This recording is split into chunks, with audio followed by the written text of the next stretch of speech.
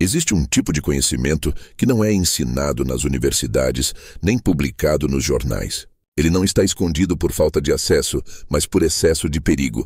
Um conhecimento que, se fosse compreendido por todos, colocaria em risco o funcionamento da sociedade como conhecemos. Arthur Schopenhauer, o filósofo da dor e da consciência, tocou nesse abismo ao revelar algo que poucos ousaram sequer questionar: que nossos desejos não são livres, e que por trás de cada vontade existe uma força inconsciente, poderosa e irracional que nos controla. Para ele, o ser humano não deseja porque quer. Deseja porque é escravizado por leis ocultas da vontade. E mais, quanto mais tentamos satisfazer nossos desejos, mais nos afundamos no sofrimento. O desejo não é um impulso qualquer. Ele é uma armadilha. O mais impressionante: a ciência moderna, com todos os seus recursos, agora confirma aquilo que Schopenhauer revelou há mais de 150 anos. A neurociência, a psicologia comportamental, a biologia evolutiva, todas elas em graus diferentes reconhecem: nossa vontade não é tão livre quanto pensamos. Somos manipulados por estruturas invisíveis que moldam nossos impulsos, nossos amores, nossos vícios, nossas escolhas. Neste vídeo, você vai descobrir o conhecimento proibido que Schopenhauer deixou como herança para os que têm coragem de ver o mundo sem ilusões. Uma verdade tão poderosa que pode libertar ou enlouquecer. Curta agora este vídeo, inscreva-se no canal e prepare-se para mergulhar em um território onde poucos têm coragem de entrar. Arthur Schopenhauer acreditava que o desejo humano não é uma escolha racional, mas uma expressão de uma força muito mais antiga e incontrolável: a vontade, com V maiúsculo. Para ele, essa vontade é a essência do universo, cega, impessoal, insaciável. Tudo que existe, desde o movimento de uma pedra até o amor mais sublime, é expressão dessa vontade querendo se realizar. Mas ao contrário do que se imagina, essa realização nunca traz paz, porque a vontade quer apenas continuar querendo. E é aí que está o abismo. A felicidade para Schopenhauer é uma ilusão que usamos para mascarar a agonia de querer algo que nunca satisfaz por completo. A vontade age por trás do desejo como um mestre oculto.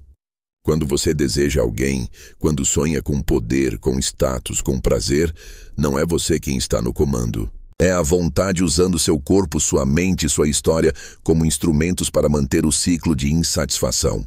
Você pensa que ama? A vontade apenas quer perpetuar a espécie. Você acha que busca sucesso? A vontade apenas usa a vaidade como isca para mantê-lo em movimento. E o mais cruel: quando finalmente conseguimos aquilo que tanto desejamos, o prazer é efêmero, porque a vontade já está mirando o próximo objeto, o próximo vício, o próximo vazio.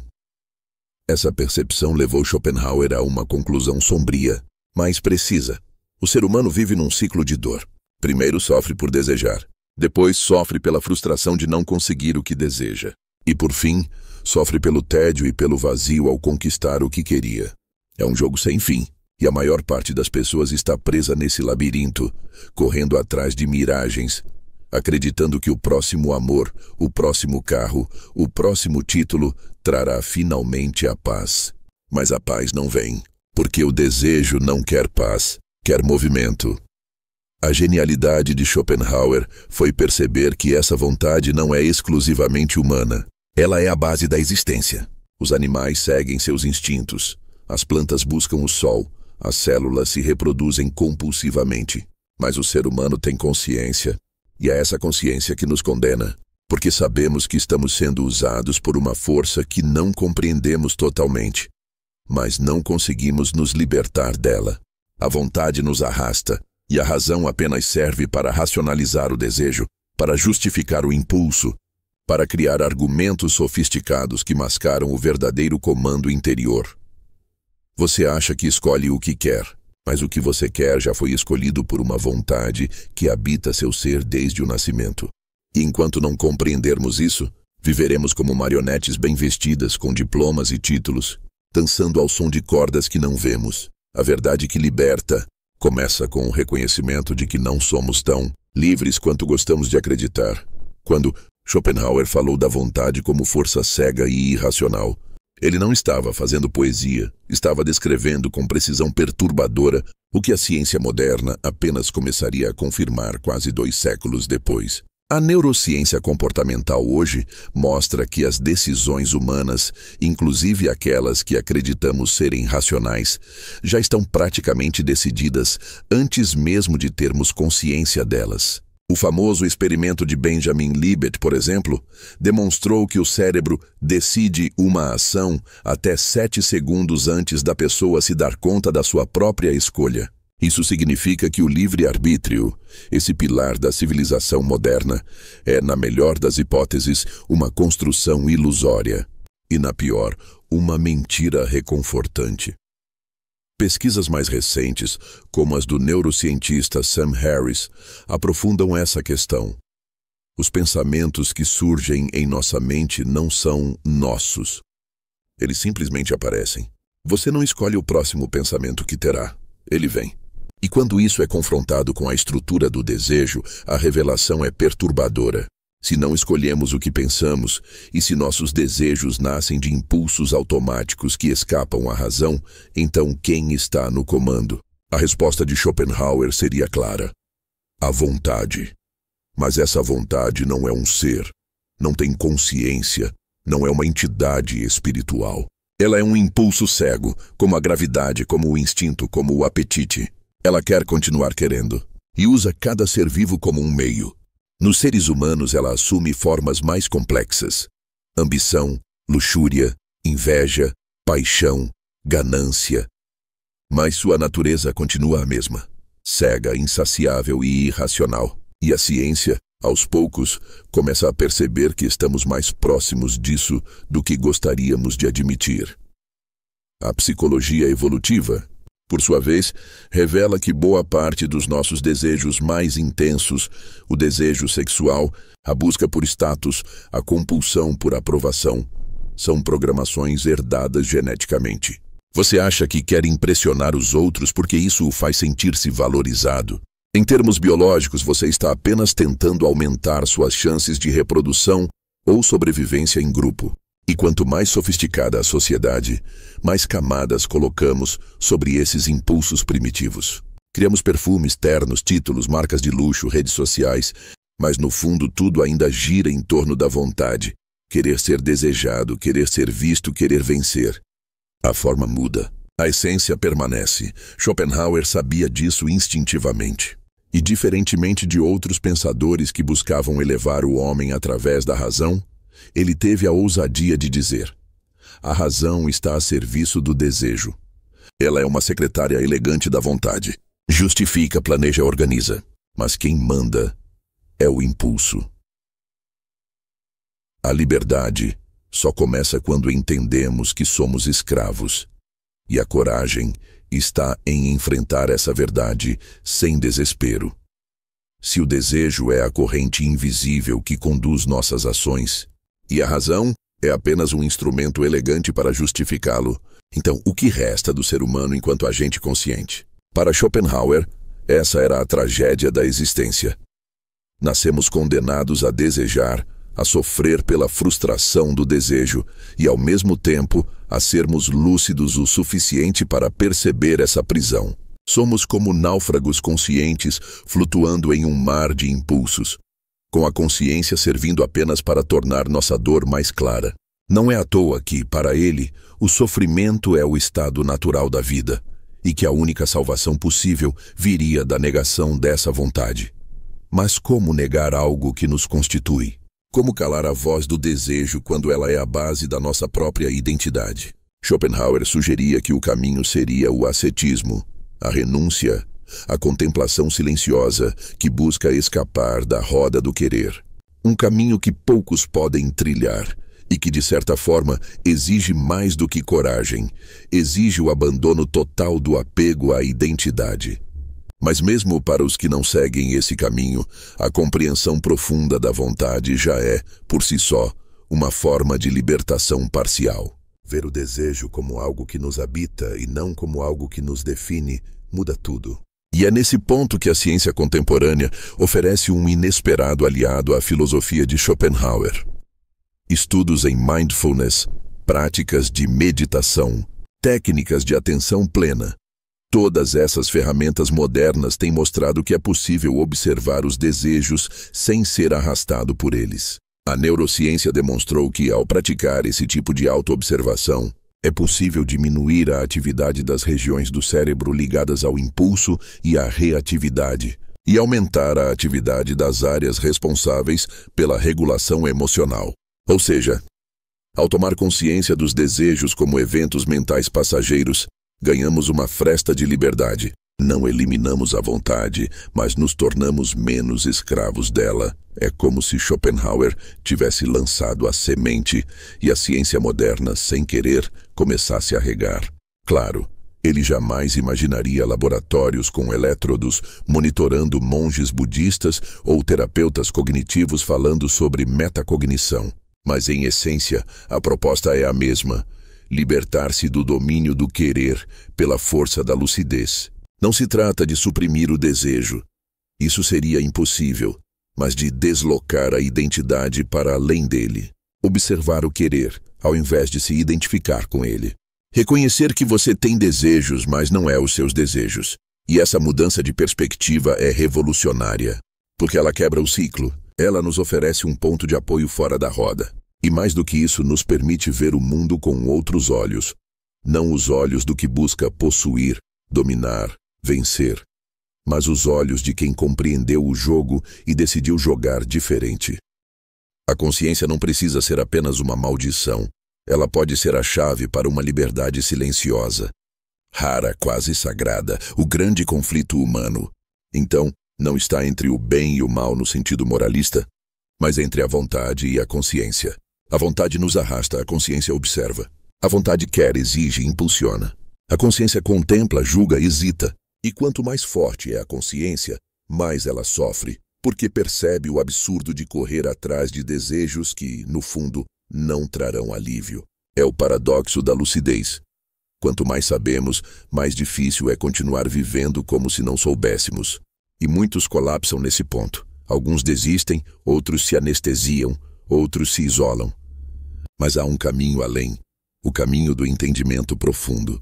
Não para fugir da dor, mas para usá-la como instrumento de despertar. Schopenhauer acreditava que a arte era uma das formas de transcender, ainda que temporariamente, o domínio da vontade. Quando contemplamos o belo, uma música, uma pintura, um pôr do sol, deixamos de desejar, ainda que por instantes. Somos tomados por uma experiência estética que nos retira do circuito do querer. É como se naquele momento não fôssemos mais instrumentos da vontade, mas testemunhas silenciosas daquilo que simplesmente é. E é por isso que a arte, para ele, tinha um valor quase sagrado. Ela era uma janela para o ser, sem as distorções da posse, da utilidade ou da ambição. A ciência, curiosamente, confirma esse efeito. Estudos de neuroimagem mostram que experiências estéticas profundas ativam áreas do cérebro ligadas à transcendência, ao bem-estar, à desconexão do ego. Pessoas que escutam música que as emociona profundamente entram em estados semelhantes ao transe meditativo, com redução de atividade no córtex pré-frontal, a região ligada ao pensamento analítico e à identidade individual. Isso significa que por alguns minutos, essas pessoas literalmente esquecem de si mesmas. E nesse esquecimento encontram alívio. O mesmo acontece com artistas que entram em flow, atletas em estado de performance extrema ou meditadores experientes. Todos acessam por vias diferentes um mesmo ponto. Um lugar interior onde o desejo é suspenso e apenas o ser permanece. Esse lugar, para Schopenhauer, era raro. E poucos o alcançavam de forma contínua. Por isso ele defendia também a compaixão como outra via de libertação. Quando sentimos genuína empatia pela dor do outro, nossa própria vontade recua. Deixamos de querer algo para nós e passamos a agir por um impulso que, ainda que nasça da dor, não visa posse, controle ou prazer. A compaixão é, portanto, uma forma de negação da vontade e, por isso, um sinal de evolução espiritual. A ciência atual também aponta nessa direção.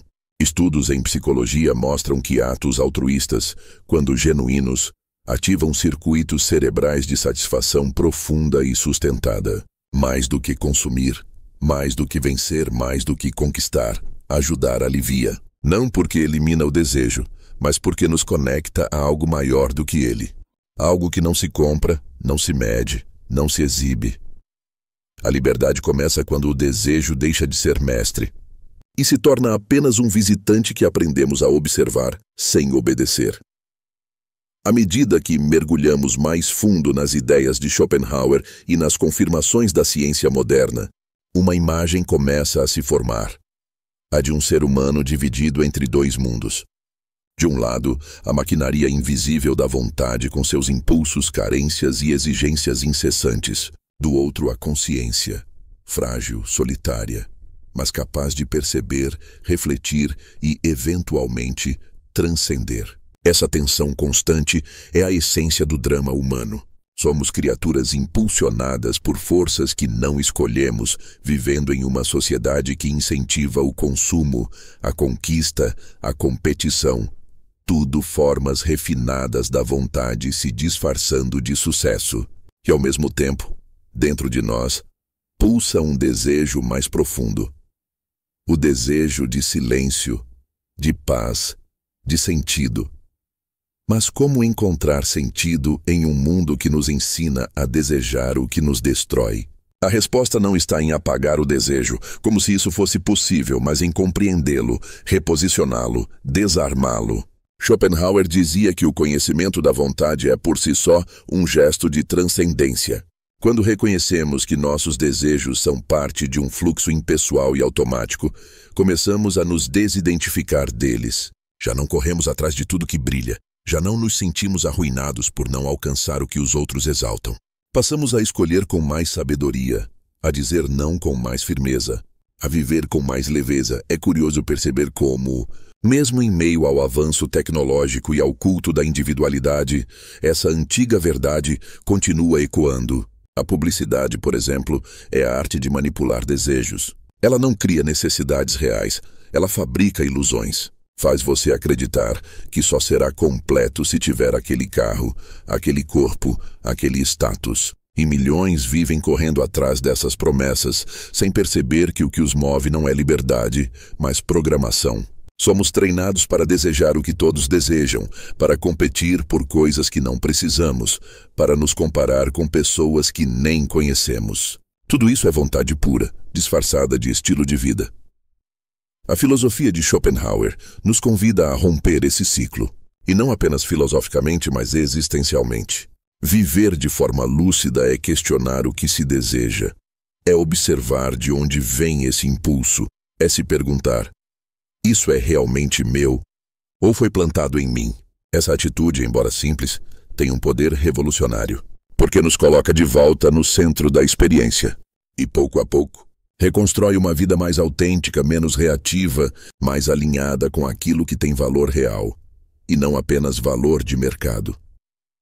A verdadeira força não está em satisfazer todos os desejos, mas em dominar a si mesmo diante deles. Quem aprende isso começa a experimentar uma paz que o mundo não pode dar, porque ela nasce, silenciosa dentro da consciência desperta. No fim das contas, aquilo que Schopenhauer chamou de conhecimento proibido não é um segredo guardado em livros antigos ou códigos ocultos.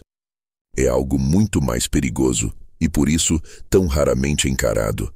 A verdade de que não somos mestres de nossas vontades, que aquilo que pensamos controlar, na verdade, nos controla, e que por trás das escolhas que fazemos diariamente existe uma força invisível moldando silenciosamente nossos caminhos. Esse é o tipo de conhecimento que não se ensina nas escolas, porque ele desestrutura a base do modelo social. Um ser humano que entende que seu desejo é uma construção, que sua vontade é manipulada, que sua liberdade é condicionada. Esse ser humano não consome da mesma forma, não se submete com a mesma facilidade. Ele começa a olhar o mundo com olhos de quem acordou de um transe. E talvez por isso Schopenhauer tenha sido por tanto tempo marginalizado pela filosofia popular. Ele não oferecia otimismo barato, nem soluções fáceis. Ele oferecia a verdade, nua, incômoda, libertadora. E hoje, com as confirmações da ciência moderna, percebemos que sua visão não era niilismo, era lucidez. A vontade cega existe. Os desejos são programados. Mas há um ponto de luz em tudo isso, a consciência. O único lugar onde o ser humano pode se erguer, mesmo que por instantes, acima da maré do querer. E ali, nesse ponto silencioso da alma, começa a verdadeira revolução. Você não precisa seguir o fluxo. Não precisa correr atrás de tudo que mandam você querer. Não precisa se perder no meio da multidão de vontades emprestadas. Você pode parar, observar, escolher. E esse é o gesto mais radical de liberdade em um mundo movido pela ilusão do desejo infinito. Se esse conteúdo despertou algo em você, se fez você questionar, refletir ou enxergar com novos olhos, então curta agora este vídeo. Inscreva-se no canal e compartilhe com quem também precisa dessa verdade. O conhecimento proibido só liberta os que têm coragem de escutá-lo. Seja essa voz entre os que ainda dormem.